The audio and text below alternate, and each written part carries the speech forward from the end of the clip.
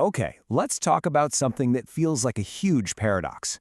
We're going to unpack why a generation that's so driven by values and making a difference often feels completely and totally stuck when it comes to their own lives and careers. This is all about breaking out of the purpose trap. Right? It's the big question. You hear it all the time. You're part of this incredibly cause-oriented, globally aware generation. But all that expectation can create a kind of pressure that's just massive. So what is really going on here?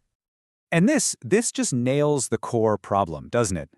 There is this giant canyon between our huge, world-changing dreams and the small, kind of boring, practical first steps that every single career actually requires. You know, it's the I'm going to solve climate change vision versus the okay, I guess I need to learn Excel reality.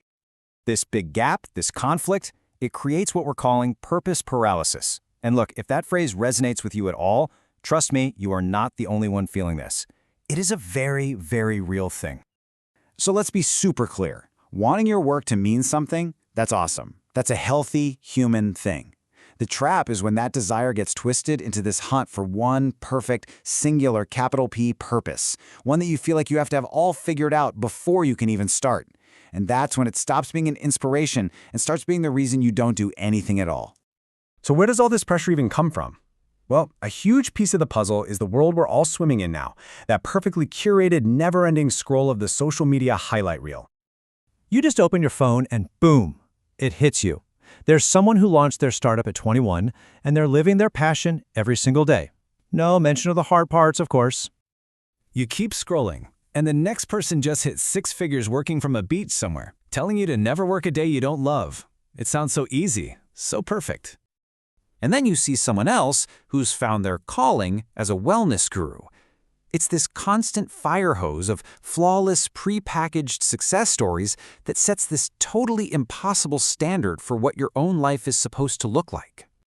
And what's the direct result of living in that pressure cooker? It's something called decision paralysis. You become so terrified of making the wrong choice, the one that isn't your perfect, destined purpose, that you end up making no choice at all. You're just frozen. And staying stuck like that has real costs. First, that constant comparison just makes you feel like you're already failing. Then, the fear of not getting it perfectly right becomes stronger than your desire to actually do something. And maybe worst of all the time you spend waiting for that perfect moment to start, you're wasting your most valuable asset, time. Time you could be using to learn and grow. All right, so if we're going to get you unstuck, we have to tear down the very idea that's causing this problem. We need to talk about the grand calling myth. This whole idea that you have one singular purpose just waiting out there for you to discover it, like a career soulmate, is actually a pretty new idea. It's a myth, and it's a really unhelpful one because it's so rigid. It basically says if you take a wrong turn or make a mistake, you've blown it. You've failed. I mean, just look at this comparison. The pressure today is to find this one static calling first, and then you can start your life. But historically, that's not how it worked at all. The approach was way more practical. You'd get a job, you'd build a life, you'd learn some skills, and your sense of purpose would grow out of the process of actually doing things.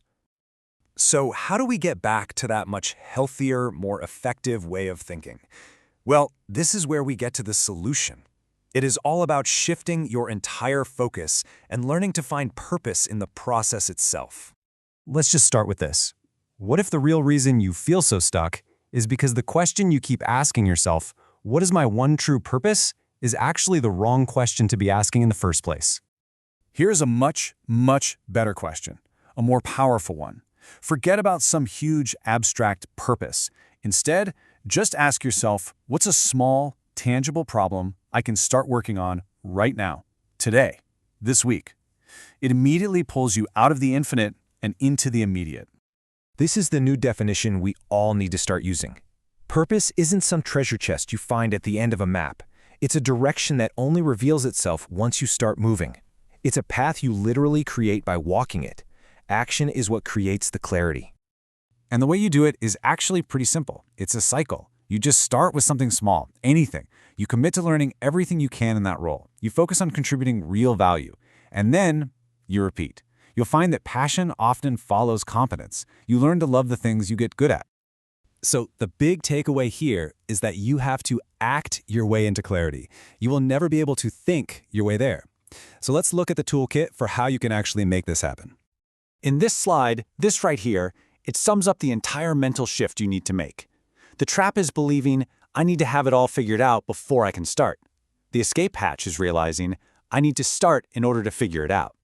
This one is so important. We have to completely reframe what failure even means. Hey, taking a job and realizing 6 months in that you hate it, that's not a catastrophic failure. That is incredibly valuable data. You just learned something critical about what you don't want. That's not failure, that's feedback. So here it is, your new toolkit. First, embrace imperfection. Your first step, your first job, it is not going to be perfect, and that's okay. Second, stop thinking of a career as a straight line up. It's always a series of zigzags, and those zigs and zags are necessary for growth. And finally, redefine what success even means. It's not some finish line, it's the daily process of just getting a little bit better. And that brings us to the end. I want to leave you with this one question. Forget about finding your grand capital P purpose for a minute. Just think about this. What is one small, imperfect, tangible action you can take today to just get the ball rolling? That right there is where everything begins.